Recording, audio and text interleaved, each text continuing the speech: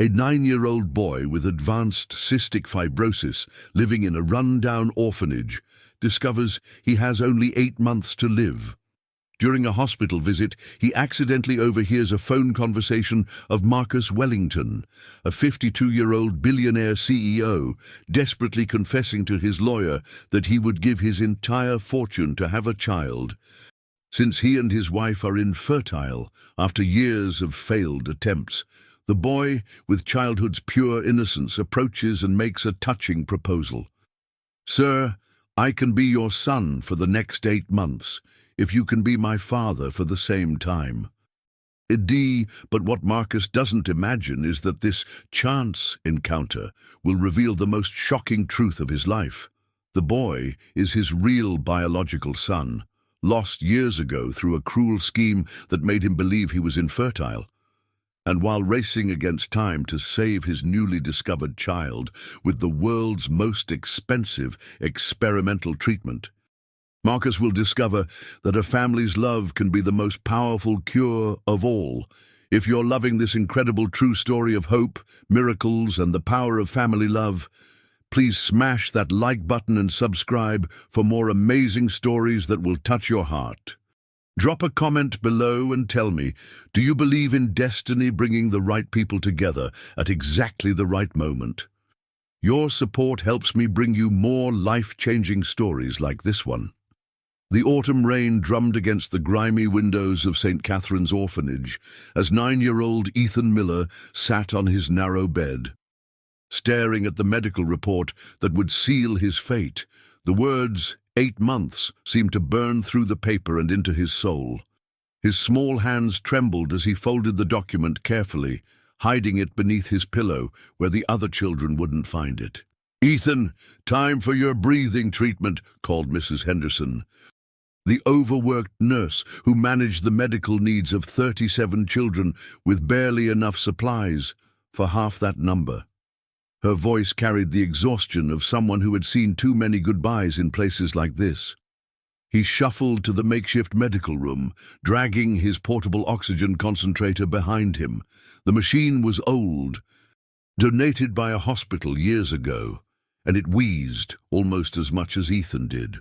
The other children had grown accustomed to the sound, but visitors always stared with a mixture of pity and discomfort. As the nebulizer delivered medication to his damaged lungs, Ethan closed his eyes and imagined what it would feel like to breathe freely. He had never known that luxury. Born 3 months premature to a teenage mother who disappeared after signing away her rights, Ethan had spent his entire life fighting for each breath. Dr. Martinez arrived for his monthly checkup, his usually cheerful demeanor subdued. "How are you feeling, buddy?" he asked, though the answer was written in the dark circles under Ethan's eyes and the way his ribs protruded through his thin hospital gown. "I'm okay," Ethan whispered, because that's what adults wanted to hear.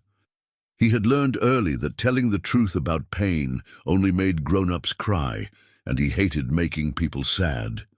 The examination was thorough but gentle. Dr. Martinez listened to Ethan's chest with his stethoscope, frowning at the crackling sounds that had worsened since last month. The boy's lung function had deteriorated faster than anyone had expected, and the experimental treatments they had hoped might help were far beyond the orphanage's modest budget. "Ethan, I need to talk to Mrs. Henderson about increasing your treatments," Dr. Martinez said, but his eyes couldn't meet the boys'. They both knew what that really meant. They were running out of options.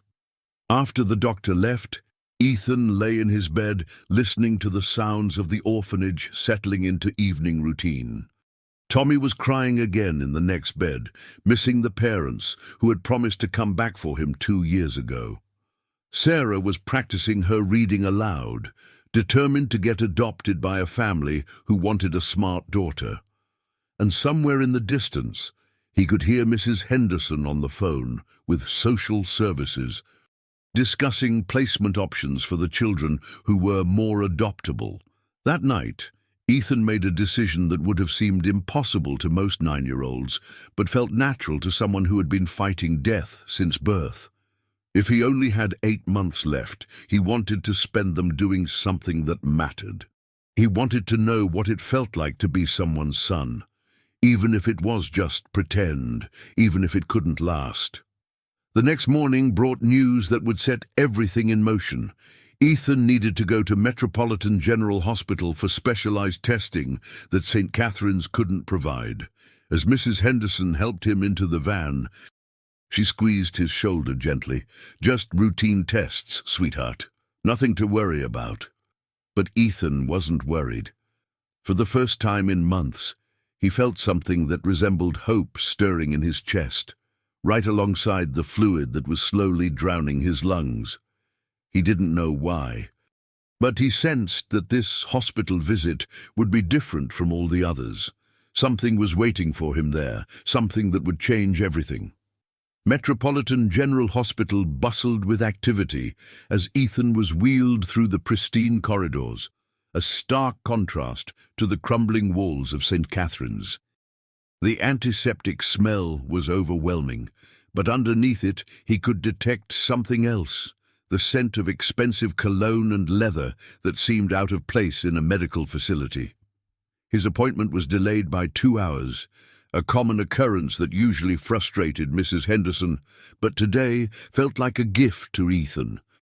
While she dozed in an uncomfortable waiting room chair, he explored the pediatric wing with his portable oxygen tank in tow, marveling at the colorful murals and state-of-the-art equipment. It was during this wandering that fate intervened in the form of a wrong turn. Ethan found himself in the adult cardiac wing, far from where he should have been, when he heard a voice that would haunt him for the rest of his short life. "Richard, I'm telling you, money means nothing if you can't pass it on to someone," the voice said, rough with emotion.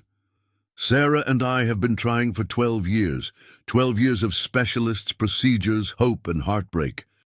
We've spent millions, and for what? Empty rooms and empty arms." Ethan pressed himself against the wall, not meaning to eavesdrop, but unable to move away. The man's pain was so raw, so familiar, that it resonated with his own sense of loss and longing.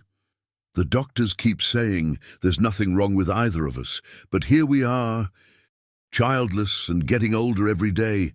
Sarah barely speaks to me anymore. She blames me. Hell, I blame me. What's the point of building an empire if there's no one to inherit it? No one to carry on the name? No one to love?"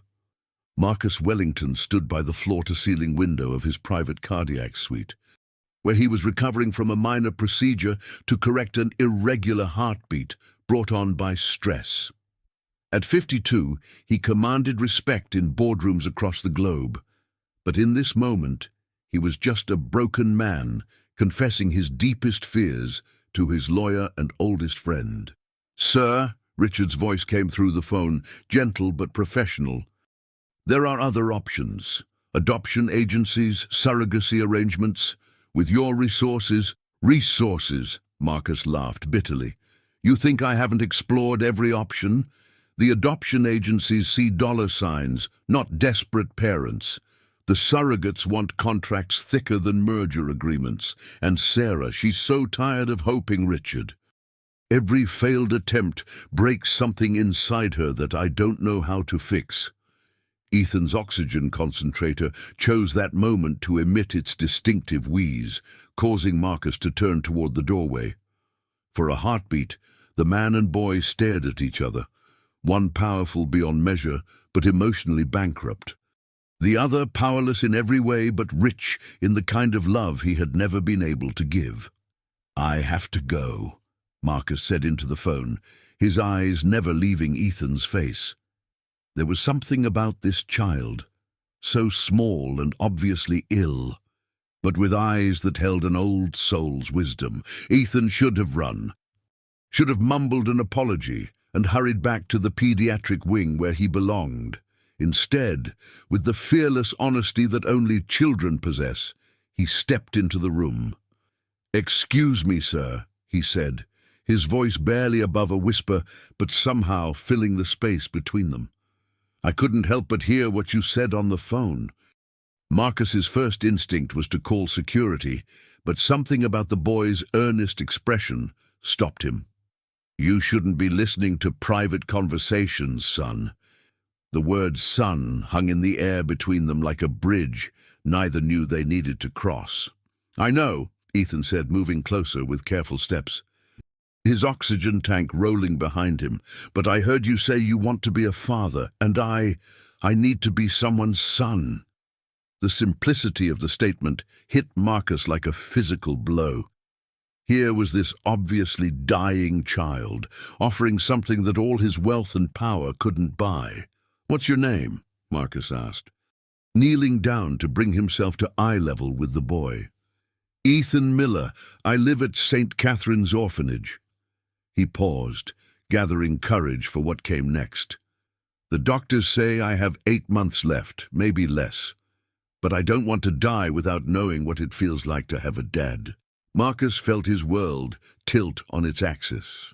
The raw courage of this child, the matter-of-fact way he spoke of his own mortality, the desperate hope hidden behind those two wise eyes, it all combined into something that shattered every wall he had built around his heart.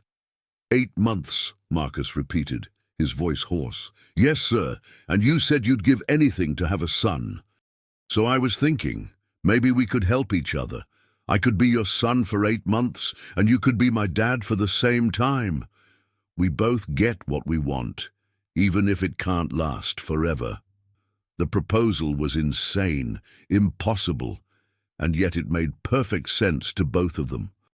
Marcus looked at this brave little boy and saw not a burden or a charity case, but an answer to prayers he hadn't dared voice. "What about your adoptive parents? Surely someone wants—" "Nobody wants a dying kid," Ethan said matter-of-factly. "The healthy kids get families. Kids like me get good intentions and sympathy cards."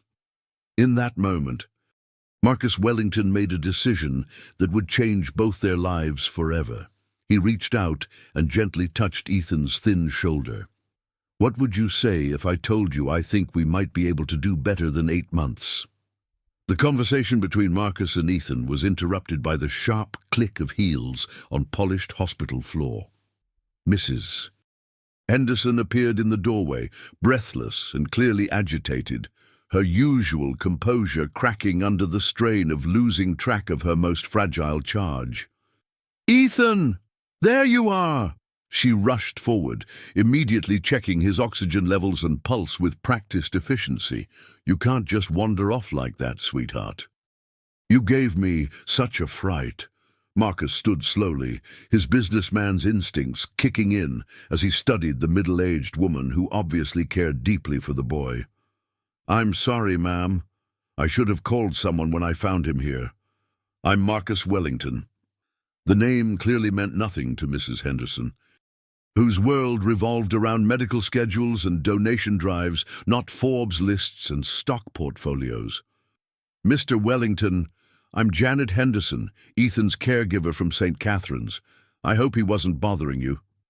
"Not at all," Marcus said, his eyes moving to Ethan, who was watching the exchange with unusual intensity. "We were just talking."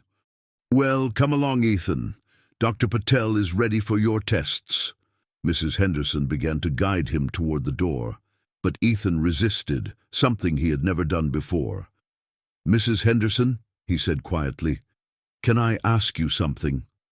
She knelt down, her expression immediately softening. After 15 years at St. Catherine's, she had developed an uncanny ability to read the children's moods. Something was different about Ethan today. There was a light in his eyes that hadn't been there yesterday. "Of course, honey. What is it?" "If someone wanted to spend time with me, like take care of me for a while, would that be okay? I mean, legally." The question caught both adults off guard. Mrs. Henderson glanced at Marcus, suddenly understanding that this wasn't a chance encounter. "Ethan, sweetie, that's a very complicated question. There are procedures, background checks, home studies." "But it's possible," Ethan pressed, his small hand unconsciously reaching for Marcus's. Marcus felt the tiny fingers wrap around his own and experienced something he had never felt before, An overwhelming sense of protectiveness mixed with a love so immediate and fierce it took his breath away. This wasn't pity or charity. This was connection, pure and simple. "Mrs. Henderson," Marcus said carefully, "I'd like to discuss some possibilities with you, if you don't mind, perhaps after Ethan's tests." She studied his face, seeing sincerity, but also recognizing the expensive suit, the confident bearing, and the way he spoke. Markers of wealth and privilege that usually meant complications in her experience. "Mr. Wellington, I appreciate whatever interest you have in Ethan, but he's been through enough disappointment. I won't have him getting his hopes up for something that—" "I understand your caution," Marcus interrupted gently. "But I'm not talking about adoption proceedings that take months or years. Ethan has told me about his timeline. I'm talking about emergency, temporary custody, or even just supervised visits. Whatever it takes to give this boy some happiness in the time he has left." The way he said, "the time he has left," made it clear that he truly grasped the urgency of the situation. Mrs. Henderson had seen many well-meaning adults promise dying children the world, only to disappear when reality set in. "You don't know what you're saying," she said bluntly. "Caring for a child with advanced cystic fibrosis isn't like babysitting. There are medications every 4 hours, chest percussion therapy twice daily, constant monitoring for infections, emergency hospital visits. Then teach me," Marcus said without hesitation. "I have resources, Mrs. Henderson. The best medical equipment, private nurses, anything he needs. But more than that, I have 8 months to give this boy something he's never had. A father who loves him." Ethan's oxygen concentrator wheezed in the silence that followed. Mrs.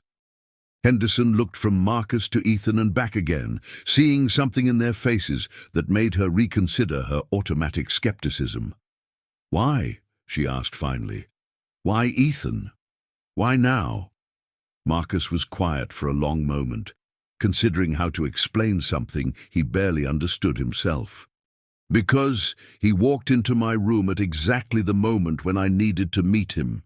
Because he offered to give me the only thing he has left, his time, in exchange for something I've been desperate to give someone. Because looking at him, I see the son I never knew I was supposed to have. And because," Ethan added softly, "he makes me feel like I'm worth saving, even if I can't be saved." Mrs. Henderson felt tears prick her eyes. In 15 years of caring for unwanted children, she had learned to recognize the difference between sentiment and genuine connection. What she saw between this unlikely pair was real, immediate, and powerful. "The tests first," she said finally. "Then we talk. But Mr. Wellington, if you break this child's heart, if you make promises you can't keep, I will personally make sure you regret it. Understood?" Marcus nodded solemnly. "Understood. And Mrs. Henderson? I've never made a promise I couldn't keep. I don't intend to start now." As they walked to the pediatric wing, Ethan's hands still tucked securely in Marcus's, none of them could have imagined that the tests they were about to run would reveal something that would change everything they thought they knew about fate, family, and the power of love to heal even the most impossible wounds. The first miracle was already happening. A dying boy and a broken man had found each other. But the greatest miracles were yet to come, hidden in blood tests and genetic markers that would soon reveal a truth too incredible to believe, yet too scientifically precise to deny.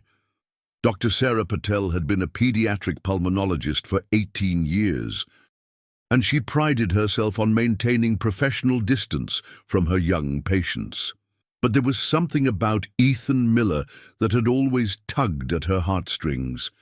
Perhaps it was his unusual maturity, or the way he never complained despite constant pain. As she prepared to discuss his test results, she noticed the well-dressed man sitting beside Ethan's hospital bed, holding the boy's hand with an intimacy that suggested far more than a casual acquaintance. "Mrs. Henderson mentioned you found a friend," Dr. Patel said gently. adjusting her glasses as she pulled up a chair. "I'm Dr. Patel, Ethan's pulmonologist." "Marcus Wellington," he replied, standing to shake her hand. "I've become quite invested in Ethan's care." Dr. Patel noticed the expensive watch, the Italian leather shoes, the way he carried himself with quiet authority. She had seen wealthy benefactors before, swooping in with good intentions and grand promises, only to disappear when the reality of chronic illness set in. "Mr. Wellington, I need to discuss Ethan's condition frankly. Some of what I have to say might be difficult to hear." "I want to hear everything," Marcus said firmly. "If I'm going to be part of Ethan's life, I need to understand exactly what we're facing." The pronoun "we" didn't escape Dr. Patel's notice. She had seen many adults struggle with the emotional weight of caring for terminally ill children. "Ethan's cystic fibrosis has progressed significantly. His lung function is now at 32%, down from 41% just 3 months ago." Marcus felt Ethan's hand tighten in his own.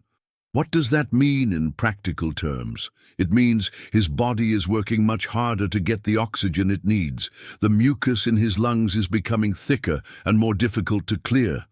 He's at high risk for pneumonia and other lung infections that could be fatal." "But there are treatments," Marcus said, not quite making it a question. "Lung transplants, gene therapy, clinical trials." Dr. Patel's expression softened. "Mr. Wellington, Ethan's case is complicated. His lung damage is extensive, and his overall condition has deteriorated to the point where he wouldn't qualify for most experimental programs.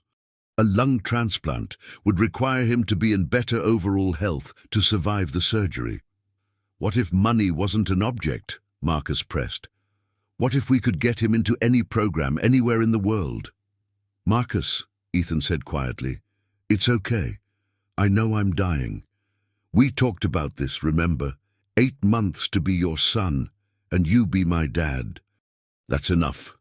The simple acceptance in the boy's voice broke something inside Marcus. Here was this incredible child, facing his own mortality with more courage than most adults could muster, and all he wanted was to experience being loved. Dr. Patel studied the interaction between them with professional interest. She had rarely seen such immediate bonding between an adult and a child who weren't related. "Mr. Wellington, there is something I should mention. We ran some additional blood work today as part of Ethan's regular monitoring, including genetic markers we don't usually check. The lab called with some unusual results." "What kind of results?" Mrs. Henderson asked, leaning forward in her chair. "Ethan has some genetic variations that are quite rare, not related to his cystic fibrosis, but interesting from a hereditary standpoint. It's probably nothing significant, but—" She paused, looking at Marcus with a puzzled expression. "Mr. Wellington, have you ever had genetic testing done? For fertility issues, perhaps?" Marcus felt his blood run cold. "Yes. Extensive testing. My wife and I spent years trying to conceive. Every test imaginable. Would you mind if I asked about some of your markers? Specifically the HLA typing?" "I don't understand," Marcus said, but he was beginning to feel a strange tingling in his chest. A sense that the ground was shifting beneath his feet. Dr. Patel opened her tablet and pulled up some results. "It's probably just a coincidence, but some of Ethan's genetic markers are quite unusual. The combination is rare enough that it would typically only be seen in—" She stopped, staring at the screen with growing amazement. "Dr. Patel?" Mrs. Henderson prompted. "This is impossible," the doctor whispered. "These markers, if I didn't know better, I would say." She looked up at Marcus with wide eyes. "Mr. Wellington, I think we need to run some additional tests on both of you." Ethan looked between the adults with confusion. "What's wrong? Is something bad happening to me?" Marcus squeezed his hand reassuringly, though his own heart was pounding. "Nothing bad is happening to you, son. Dr. Patel just wants to run some more tests." "What kind of tests?" Marcus asked, though part of him already knew, already sensed what Dr. Patel was thinking. "Paternity tests," she said quietly. "Mr. Wellington, I've been practicing medicine for nearly 2 decades, and I've never seen genetic markers this similar between two unrelated individuals. The statistical probability is astronomical." The room fell silent, except for the steady wheeze of Ethan's oxygen concentrator. Marcus stared at this small, brave boy who had walked into his life less than 24 hours ago and felt the universe rearranging itself around them. "That's impossible," Mrs. Henderson said finally. "Ethan's mother was a 17-year-old girl named Jennifer Collins. She signed the paperwork herself 9 years ago. There's no way." But even as she spoke, she was remembering details that had never seemed important before. Jennifer Collins had been remarkably well-dressed for a teenage mother giving up her child. She had arrived with a lawyer, unusual for someone so young, and she had seemed less devastated than determined, as if she was following a script rather than making an agonizing decision. Dr. Patel was already reaching for her phone. "I'm calling the lab. We can have preliminary results in 2 hours, full confirmation by tomorrow morning." Marcus looked down at Ethan, who was watching him with those impossibly wise eyes. "Are you my real dad?" the boy asked with heartbreaking hope. "I don't know," Marcus whispered. But his heart was already answering a question he hadn't dared ask. "But whether the tests say yes or no, you're already my son in every way that matters."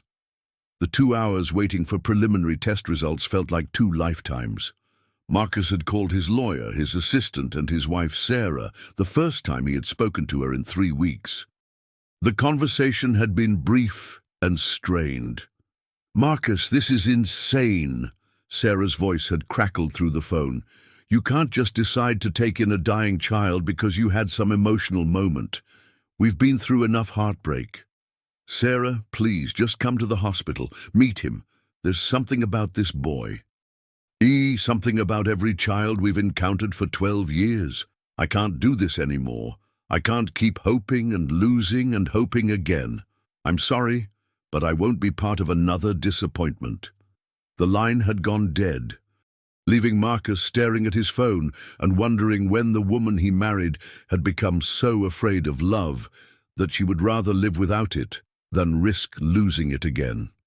Ethan had spent the waiting time telling Marcus about life at St. Catherine's, the friends he would miss, the books he loved to read despite difficulty breathing, the dreams he had never dared voice because they seemed so impossible. "I always wanted to see the ocean," Ethan said softly as they sat in the hospital cafeteria, picking at sandwiches neither had appetite for. "Mrs. Henderson showed me pictures once, all that blue water going on forever." "We'll go," Marcus said without hesitation. "As soon as you're strong enough, we'll go to the ocean. You don't have to promise things like that," Ethan replied with heartbreaking wisdom. "I know you're just being nice." Marcus leaned forward, capturing Ethan's full attention. "Son, listen to me very carefully. I don't make empty promises. When I say we're going to see the ocean, I mean it. When I say you're going to be my boy for the next 8 months, I mean every single day of it. And when I say I'm going to fight for every possible treatment, every experimental therapy, every chance to keep you with me longer than 8 months, I mean that too." Tears welled up in Ethan's eyes, the first tears Marcus had seen him shed. "What if the tests say you're not my real dad? Then I'll adopt you so fast it'll make your head spin. Blood doesn't make family, Ethan. Love does.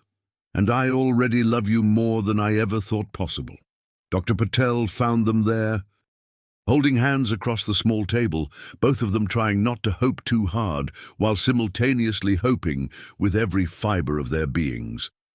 "The preliminary results are in," she said, sitting down with a manila folder that seemed to contain the weight of 2 lifetimes.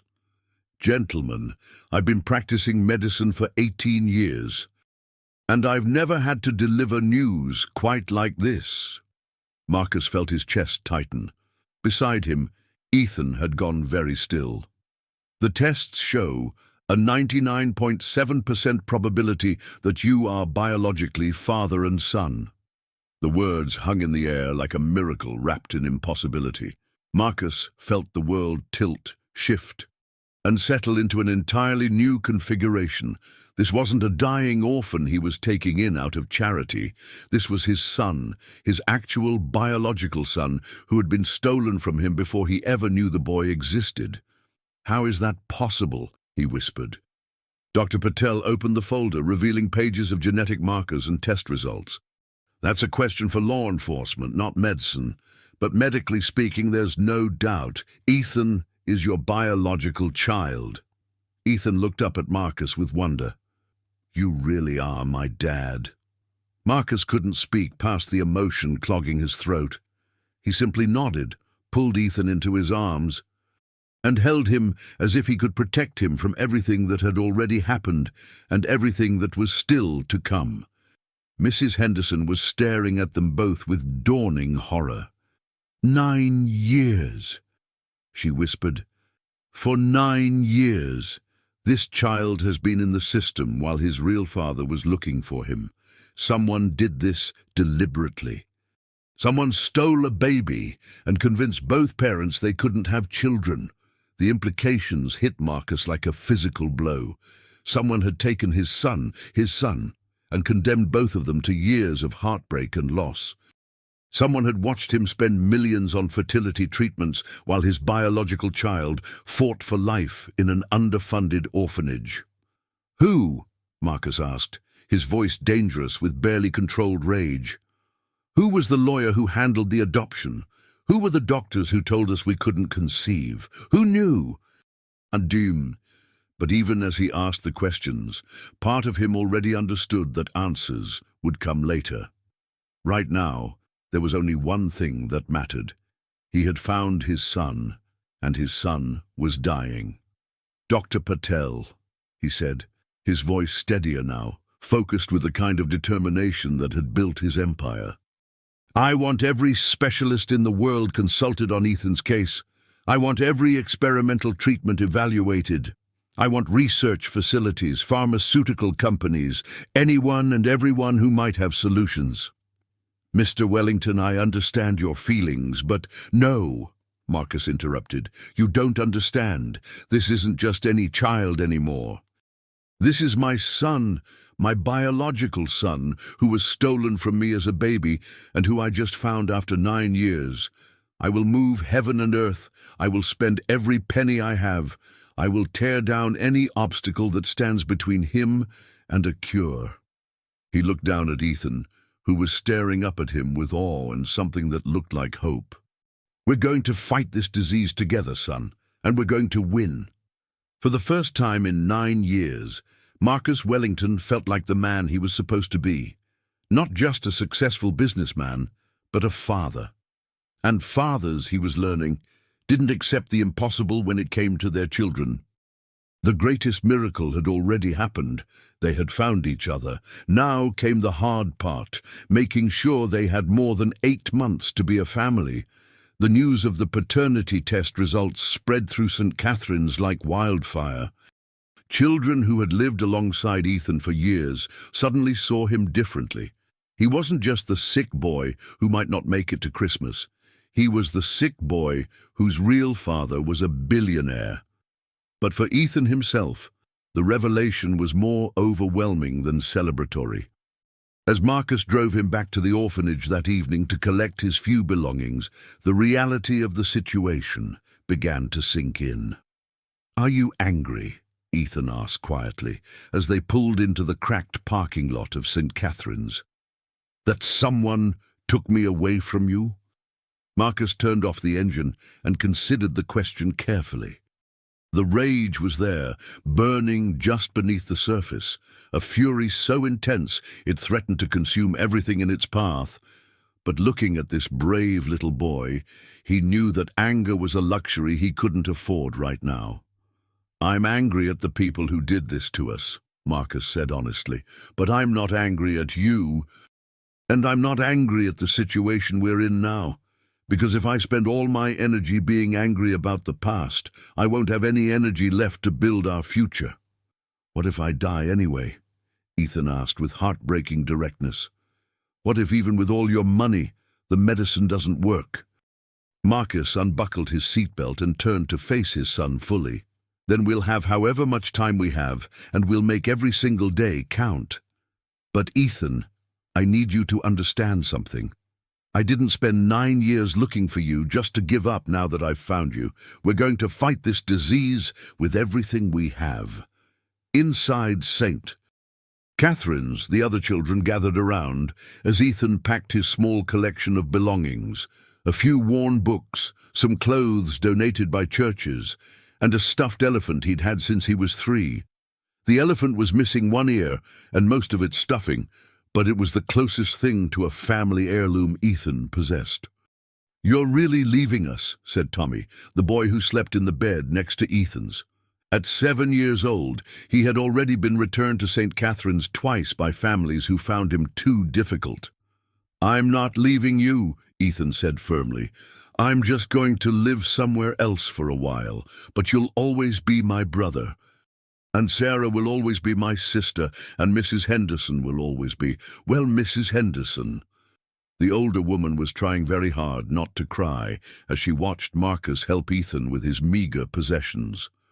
In 15 years of caring for unwanted children, she had learned not to get too attached.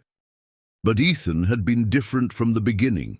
His quiet courage, his selfless concern for the other children, his ability to find hope in the darkest circumstances. "Mr. Wellington," she said as they prepared to leave, "I want you to know that caring for Ethan has been one of the greatest privileges of my life. He's taught all of us what it means to face impossible odds with grace." Marcus shook her hand, understanding that this woman had been Ethan's family when he couldn't be. "Mrs. Henderson, you kept my son alive for 9 years when I didn't even know he existed. I will never be able to repay that debt. Just love him," she said simply. "That's all any of us ever wanted for him." As they drove toward Marcus's penthouse apartment in Manhattan, Ethan pressed his face to the window, watching the city lights blur past.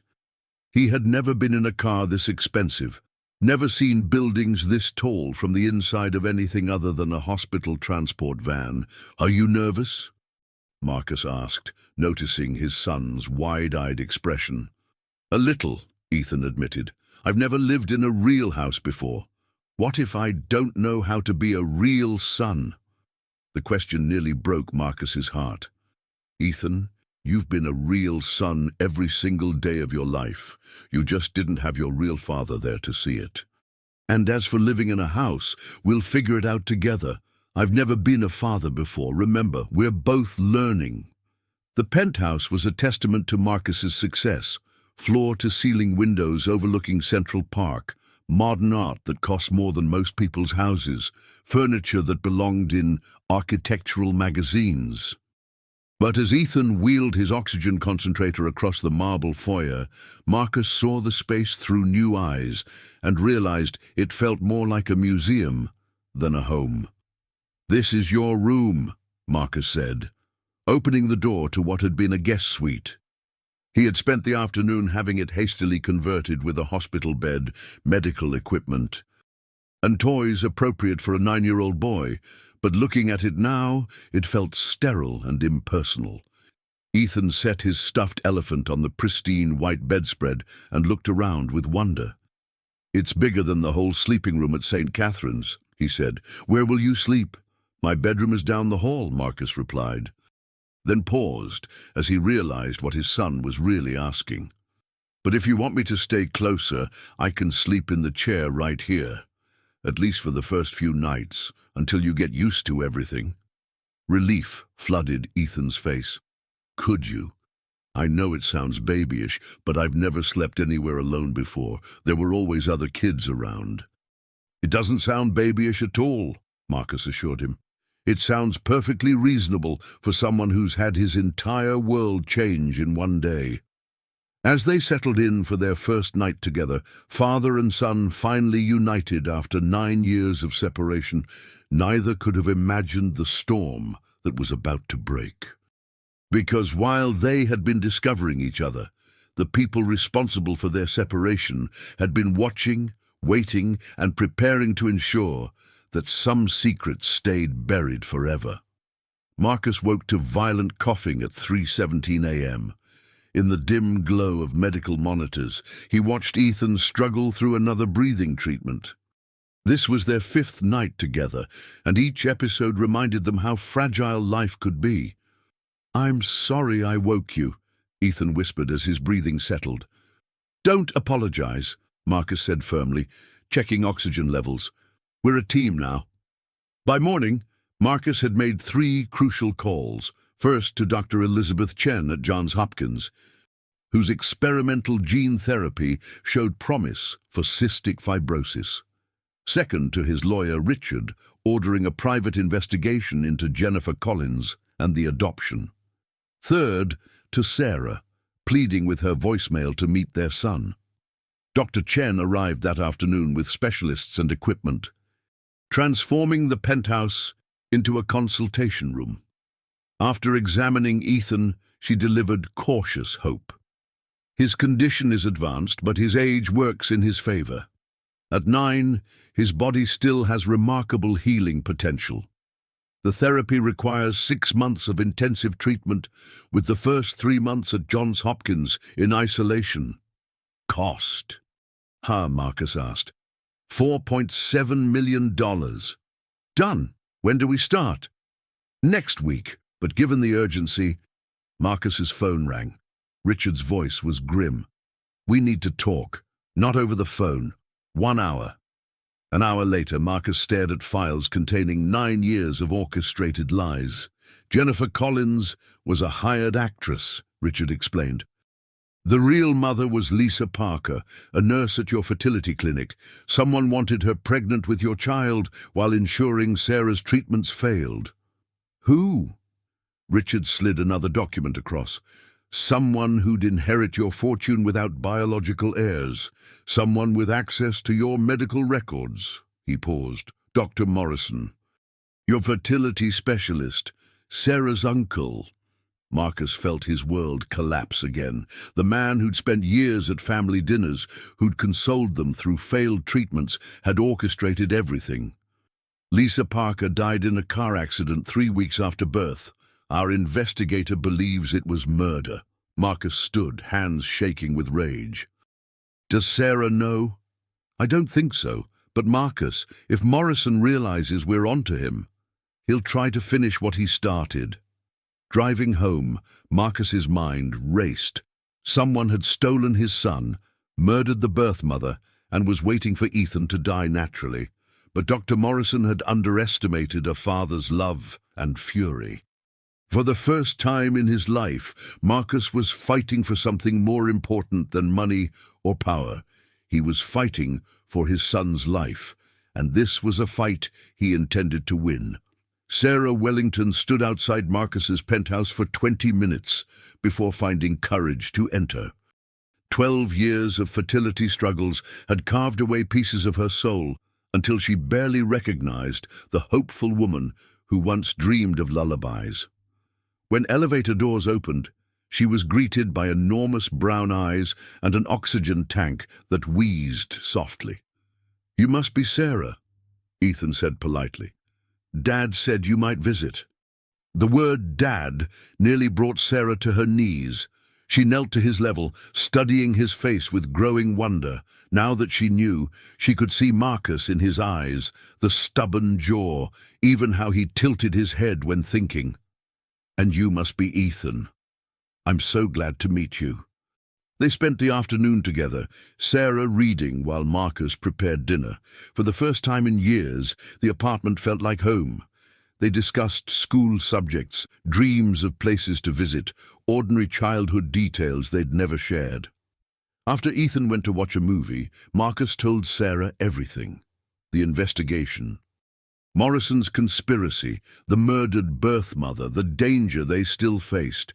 Sarah listened in stunned silence, cycling through disbelief, rage, and horror. "My uncle," she whispered, "who held me when I cried after failed treatments, who sent Mother's Day flowers with sympathy notes, who recommended specialists, knowing none would help because nothing was wrong with us. The important thing now is protecting Ethan," Marcus said. "He'll try to kill our son," Sarah finished quietly, "just like he killed that poor girl."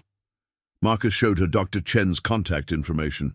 "We get Ethan into gene therapy immediately. We get him healthy enough to survive what's coming. And if the therapy doesn't work," Marcus listened to their son's laughter from his bedroom, "then we love him with everything we have for whatever time we have. But Sarah, are you with us? Ready to be his mother, even if it means possibly losing him?" Sarah thought about 12 years of empty bedrooms, walls built around her heart, and then Ethan's eyes filled with wisdom and kindness that spoke to her maternal instincts. "I've been his mother since conception. I just didn't know it. And no one, not Morrison, not this disease, is taking my son away again." For the first time in years, Marcus and Sarah Wellington were united in purpose. They had found their child, and now they would move heaven and earth to keep him safe. But across town, Dr. Morrison was making plans to ensure his secret died with the boy who threatened to expose everything. Dr. Morrison's office felt like a war room tonight. The man who'd orchestrated 12 years of elaborate deception stared at Marcus Wellington's financial transactions. $4.7 million to Johns Hopkins, private investigator fees, security consultants, legal retainers. "Marcus knows," he said into his phone. "He's moving the boy for experimental treatment and hired investigators." How much do they know?" the voice asked coldly. "Everything, I suspect. We need to accelerate the timeline. The boy is too protected now. Wellington hired former Secret Service agents." Morrison walked to his window, looking at city lights. Somewhere out there was the child who could destroy everything. "There's another way. The gene therapy is experimental, which means risks, acceptable risks for a dying child, but risks nonetheless. You want to sabotage the treatment? I want to ensure it fails naturally. Medical complications during experimental procedures are tragic, but not suspicious." Morrison pulled up Ethan's file. "I have colleagues at Johns Hopkins, people who owe favors." He reflected on how greed had led to 9 years of deception. The plan had been elegant: ensure Marcus and Sarah's treatments failed while secretly creating an heir using Marcus's genetic material. When the child died naturally of cystic fibrosis, Morrison would console his grieving nephew while helping plan an estate that would ultimately benefit Morrison as Sarah's closest male relative. But the child hadn't died. Ethan had survived, and somehow found Marcus through impossible coincidence. Morrison texted Dr. Patricia Hayes at Johns Hopkins. "Received your recommendation for the Wellington case. Happy to oversee personally. We'll take good care of him." Dr. Hayes owed him significant favors. She was ambitious, deeply in debt, and pragmatic enough to understand that some patients were too sick to save, regardless of money. A few subtle adjustments to the protocol, delayed response to complications, and Ethan Miller would become another tragic statistic. Meanwhile, Marcus conducted his own planning with his security team. "Morrison will make a move," he told team leader David Chen. "He's cornered and desperate. The biggest vulnerability will be during transport and first days of treatment," David replied. "There's something else. We've monitored Morrison's communications. He called colleagues at Johns Hopkins tonight, including Dr. Patricia Hayes, scheduled to oversee Ethan's treatment." Marcus felt blood drain from his face. "He's trying to sabotage from inside? He's positioning to influence the outcome. Then we change plans. We don't use Johns Hopkins." "Sir, Dr. Chen's program is most advanced worldwide. Moving elsewhere could reduce Ethan's survival chances. Marcus weighed impossible choices. What if we bring Johns Hopkins here? Convinced Dr. Chen to relocate her program temporarily. Sir, that would cost. Money is meaningless if my son dies because I was too cheap to buy his safety with his treatment. As dawn broke, two men prepared for battle that would determine Ethan's survival and the truth about a conspiracy that shattered one family while creating another. Converting Marcus's penthouse into a state-of-the-art medical facility took exactly 72 hours and cost more than most people made in a lifetime. Dr. Chen and her entire team relocated from Johns Hopkins, bringing equipment that transformed the apartment's top floor into something that rivaled the best hospitals in the world. But despite the security, despite the precautions, despite the millions of dollars in preparation, Dr. Morrison still managed to get inside. He arrived on a Wednesday morning, 3 days before Ethan's treatment was scheduled to begin, carrying flowers and wearing the concerned expression of a family member who had just learned about his nephew's miraculous reunion with his biological son. "Sarah, my dear," he said, embracing her warmly as she opened the door. "I came as soon as I heard. A grandson. After all these years of telling you it was impossible, you've found your miracle child." Sarah's skin crawled at his touch, but she forced herself to play the role. Marcus had insisted they couldn't let Morrison know they suspected him.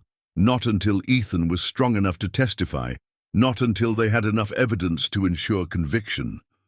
"Uncle Richard," she said, managing a smile. "It's been such an overwhelming week. I still can't quite believe it's real." Morrison followed her into the living room, his eyes taking in the medical equipment, the security cameras, the obvious signs of wealth being leveraged to save a child's life. "And where is this miraculous boy? I'm dying to meet him." And the choice of words sent a chill down Sarah's spine, but she led him to Ethan's room, where her son was reading while connected to a breathing treatment machine. "Ethan, sweetheart, I'd like you to meet my uncle, Dr. Morrison. He's the doctor who tried so hard to help Daddy and me have a baby." Ethan looked up with those impossibly wise eyes and studied Morrison with an intensity that made the older man uncomfortable. "You're the one who told them they couldn't have children." "That's right," Morrison said, his voice gentle and paternal. "I ran many tests on your parents, and I was so sorry to tell them that natural conception seemed impossible. But it wasn't impossible," Ethan said simply, "because here I am." Morrison felt a flicker of unease at the boy's directness. "Indeed you are. Sometimes medicine is proven wrong, and I've never been happier about being incorrect." As they talked, Morrison's trained eye catalogued everything about Ethan's condition. The boy was sicker than the medical records indicated. His breathing was labored, his color poor, his energy obviously limited. Under normal circumstances, Morrison would have given him weeks rather than months. But these weren't normal circumstances. The gene therapy protocol could potentially stabilize or even reverse the damage to Ethan's lungs. If successful, the boy could live for decades, growing up to inherit Marcus's fortune and eventually asking uncomfortable questions about his origins. "Sarah, could I speak with you privately for a moment?" Morrison asked. "Medical consultation." "You understand." They stepped into the hallway, where Morrison dropped his voice to a concerned whisper. "My dear, I need to be honest with you. I've reviewed the boy's medical records, and I'm concerned about the experimental treatment you're considering." "What do you mean?" "Gene therapy for advanced cystic fibrosis is extremely risky. The boy's condition is so deteriorated that his system might not be able to handle the stress of the treatment. There's a significant possibility that the cure could kill him before the disease does." Sarah felt her heart clench with fear. Dr. Chen said there were risks, but she seemed optimistic. Dr. Chen is a brilliant researcher, but she's also eager to prove her theories. Sometimes that eagerness can cloud medical judgment. Morrison placed a gentle hand on Sarah's shoulder. I know this is incredibly difficult, but you might want to consider palliative care instead, making sure Ethan's remaining time is as comfortable and joyful as possible, rather than subjecting him to treatments that could cause tremendous suffering for uncertain benefit. The cruel brilliance of the manipulation was that every word was technically true. Gene therapy was risky for someone in Ethan's condition. Dr. Chen was eager to prove her theories. Palliative care might indeed provide a more comfortable end-of-life experience, but Sarah had spent a week watching her son fight for every breath, and she had seen something in his eyes that Morrison was missing. Ethan didn't want comfort. He wanted hope. He wanted the chance to live long enough to really know his parents, to experience childhood beyond the walls of an orphanage and hospital rooms. Thank you for your concern, Uncle Richard, she said carefully. But Marcus and I have decided to give Ethan every possible chance. Morrison nodded understanding, but behind his compassionate expression, he was already formulating plans. If he couldn't convince them to abandon the treatment, he would have to ensure its failure through other means. Of course. And please know that I'll be available for consultation throughout the process. Family should support family during times like these. After Morrison left, Sarah found Marcus in their bedroom, pacing like a caged animal. How did it go? He asked. He tried to talk me out of the treatment, said it was too risky, that we should consider palliative care instead. Marcus stopped pacing, meaning he wants us to give up and let Ethan die naturally. The terrifying thing is, he made it sound reasonable, caring, like he was genuinely concerned about Ethan's suffering. That's what makes him so dangerous, Marcus said. He's had years to perfect the role of the caring family doctor, but Sarah, we can't let him near Ethan again. Not during treatment, not during recovery, not ever. What neither of them knew was that Morrison had planted more than just seeds of doubt during his visit. Hidden in the flowers he had brought was a small device that would allow him to monitor their conversations. And in his pocket, he carried a vial of medication that could cause respiratory failure in someone with compromised lung function. Failure that would appear completely natural in a boy dying of cystic fibrosis. Morrison had spent 9 years planning the perfect crime. He wasn't about to let a miracle reunion destroy everything he had worked for. The real battle was about to begin. The gene therapy began on a Monday morning with Ethan displaying the kind of courage that left hardened medical professionals fighting back tears. As Dr. Chen prepared the modified viral vectors that would attempt to repair his damaged DNA, Ethan asked questions with scientific curiosity that belied his 9 years. So the virus carries good instructions to replace the bad instructions in my cells, he asked, watching the preparation process with fascination rather than fear. That's exactly right, Dr. Chen replied, impressed by his understanding. We're essentially giving your body a new blueprint for making the proteins it needs to clear mucus from your lungs. Marcus and Sarah stood on either side of Ethan's bed, each holding one of his hands as the IV was inserted. The treatment room had been configured to accommodate the entire family. Understanding that this child had already spent too much of his life facing medical procedures alone. The first phase went smoothly. Ethan tolerated the viral infusion well, showing no immediate adverse reactions. His vital signs remained stable, and he even managed to joke with the nurses about how the medicine made him feel fizzy inside. But as the hours passed, subtle changes began to occur. Changes that Dr. Patricia Hayes, who had arrived unexpectedly to consult on the case, attributed to normal treatment responses. His oxygen saturation is dropping, noticed Dr. Chen, frowning at the monitors. Completely expected, Dr. Hayes said smoothly. The immune system often responds to gene therapy with temporary inflammation. His body is working harder as it processes the treatment. Should we increase the oxygen flow? Asked Sarah, watching Ethan's breathing become more labored. Let's give it another hour, Dr. Hayes suggested. We don't want to over-support him and mask important clinical indicators. But Marcus had spent the past week learning everything he could about his son's condition and treatment options.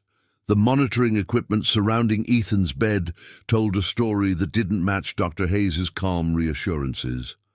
Dr. Chen, he said quietly, could I speak with you privately? In the hallway, Marcus voiced his concerns. Something doesn't feel right. Dr. Hayes seems more interested in documenting Ethan's decline than preventing it. Dr. Hayes comes highly recommended, Dr. Chen replied, but Marcus could see doubt flickering in her eyes.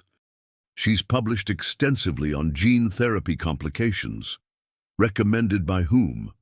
Dr. Morrison. He said she was the best consultant for managing complex cases. Marcus felt his blood turn to ice. Dr. Morrison recommended her? Yes, he called yesterday and suggested we bring her in. Said he was concerned about the experimental nature of the treatment and wanted additional oversight. Marcus didn't wait to explain. He rushed back into the treatment room, where Ethan's condition had deteriorated noticeably in the few minutes he'd been gone. The boy's lips were taking on a blue tinge, and his breathing was becoming increasingly desperate. We need to intubate, Marcus said firmly. Now! Mr. Wellington, I understand your concern, but premature intervention could actually... Dr. Hayes began. You're fired, Marcus cut her off. Security will escort you out. Dr. Chen, please take over immediately. Dr. Hayes's professional mask slipped for just a moment, revealing something cold and calculating underneath. Mr. Wellington, you're making a mistake. This boy is dying, and no amount of money or wishful thinking will change that. Get out, Sarah said, her voice deadly quiet. Get out before I have you arrested for attempted murder. Me. As security removed Dr. Hayes from the apartment, Dr. Chen worked frantically to stabilize Ethan. The damage done by the delayed intervention was significant. His oxygen levels had dropped dangerously low, and his immune system was showing signs of dangerous overreaction to the gene therapy. Is he going to be okay? Sarah asked. Watching her son struggle for breath despite the breathing assistance, Dr. Chen's expression was grim. The next 24 hours will be critical. The delayed treatment of his respiratory distress has put additional strain on his system. But he's young, and he's stronger than his condition suggests. As night fell, Marcus and Sarah maintained their vigil beside Ethan's bed. The boy drifted in and out of consciousness, but during his lucid moments, he displayed the same remarkable grace that had characterized his approach to his illness from the beginning. I'm sorry I'm causing so much trouble, he whispered during one wakeful period. You're not causing trouble, Sarah said firmly, stroking his hair. You're fighting, and that's exactly what we want you to do. Are you scared? Ethan asked. Marcus and Sarah exchanged glances. They could lie, offer false reassurances, pretend that everything was under control, or they could give their son the honesty he deserved. Yes, Marcus said. We're terrified, but we're also here, and we're not going anywhere no matter what happens. Ethan managed a small smile. Good. I was scared I'd have to do this part alone. At 3 a.m., Ethan's condition took a turn for the worse. His oxygen saturation dropped to dangerous levels, and his heart rate became erratic. Dr. Chen made the decision to place him on full life support while his body fought to process the gene therapy. He's fighting an infection on top of everything else, she explained to his distraught parents. His immune system is overwhelmed. Marcus stepped outside to make a phone call. When David Chen, his security chief, answered, Marcus's voice was deadly calm. I want Dr. Patricia Hayes arrested. I want Dr. Morrison arrested. I want everyone involved in this conspiracy found and prosecuted. And David, If my son dies because of what they did, I want them to understand that there are worse things than prison. Sir, we'll need evidence, then get evidence. I don't care what it costs or how long it takes. These people stole my son, murdered his birth mother, and just tried to kill him during medical treatment. They declared war on my family. Now they get to see what happens when they wage war against someone with unlimited resources and nothing left to lose. As dawn broke over New York City, Ethan Miller Wellington lay fighting for his life, while his parents held hands and prayed to any force in the universe that might be listening. The gene therapy was still working, slowly repairing the damage to his DNA. But whether he would survive long enough for the treatment to take effect remained an open question. 2 weeks later, Ethan opened his eyes to sunlight streaming through hospital windows and the sound of his parents talking quietly in the corner of his room. For the first time in his 9 years of life, breathing didn't hurt. "Mom? Dad?" His voice was hoarse from the ventilator that had kept him alive during the worst of his crisis. But it was strong in a way that surprised everyone in the room. Sarah was at his side instantly, tears streaming down her face as she took his hand. "Hey, sweetheart, how are you feeling?" Ethan took a deep breath, a real full breath that filled his lungs completely without the familiar burning sensation. "Different," he said wonderingly. "Really different." Dr. Chen appeared with a chart full of test results and an expression of barely contained amazement. "Ethan, your lung function has improved by 43%. The gene therapy is working better than we ever dared hope." Marcus felt his knees go weak with relief. "What does that mean? Long term, what does that mean?" "It means that barring any major complications, Ethan should live a normal lifespan. He'll need ongoing monitoring and treatment, but the genetic repairs appear to be permanent. His body is finally able to clear the mucus from his lungs effectively." The room fell silent as the full impact of those words sank in. Ethan wasn't dying anymore. The brave little boy who had offered to be someone's son for 8 months now had decades of life ahead of him. "Does this mean we can go to the ocean?" Ethan asked, his eyes bright with possibility for the first time since Marcus had known him. "We can go anywhere you want," Marcus replied, his voice thick with emotion. "We have all the time in the world now." 6 months later, Ethan stood on the sandy shores of Malibu Beach, breathing in the salt air deeply and freely, while waves crashed around his bare feet. His oxygen tank was gone, his breathing treatments reduced to twice daily instead of every 4 hours, and his energy levels had soared beyond anything the doctors had predicted. Marcus and Sarah watched their son run freely along the shoreline for the first time in his life. No labored breathing, no need to stop and rest, just pure childhood joy and the simple pleasure of being alive.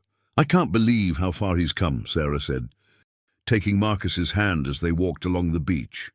6 months ago, we thought we were going to lose him.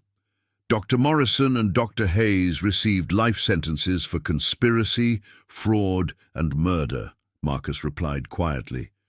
"Justice for Lisa Parker, and for what they stole from all of us." The investigation had uncovered the full scope of the conspiracy, not just the theft of Ethan and the murder of his birth mother, but a pattern of medical fraud that had affected dozens of families over the years. Morrison had been systematically sabotaging fertility treatments while secretly harvesting genetic material for his own purposes, playing God with people's desperate dreams of parenthood. But for the Wellington family, justice was less important than the future stretching out before them. Ethan ran back to his parents, sandy and breathless from play rather than illness, his cheeks flushed with health and happiness. "Dad, can we build the biggest sandcastle ever? And then can we go surfing? Dr. Chen said I might be strong enough for lessons next month." "We can build anything you want, son," Marcus said, kneeling down to Ethan's level. "We have all the time in the world."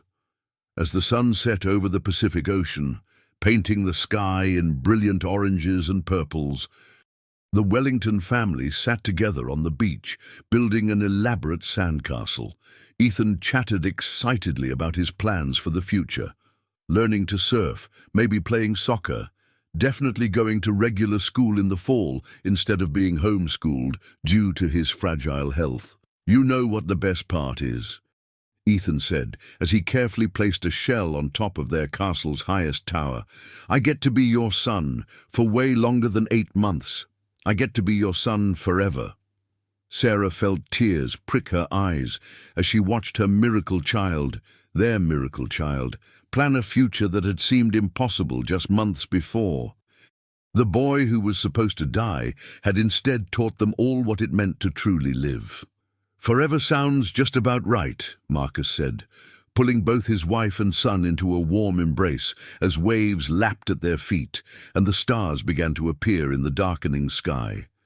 Sometimes miracles came in the form of impossible coincidences, a dying boy, overhearing a desperate man's prayer and offering the very thing that could save them both. And sometimes, just sometimes, love really could conquer everything, even death itself. Ethan Miller Wellington had found his family, his parents had found their son, and together they had discovered that the most powerful medicine in the world wasn't manufactured in laboratories or purchased with fortunes. It was created in moments like this, when 3 people who had been lost found their way home to each other. The boy who had once measured his life in months now talked about decades. And the man who had once thought himself incapable of fatherhood now knew that he had been a father all along. He just hadn't known where his son was. As they packed up their beach supplies and headed back to their hotel, Ethan skipping ahead with boundless energy, Marcus and Sarah knew that their story was just beginning. They had survived the impossible, overcome the unthinkable, and emerged stronger than ever. And tomorrow they would wake up together as a family, with all the time in the world to build the life they had always dreamed of, but never dared believe possible.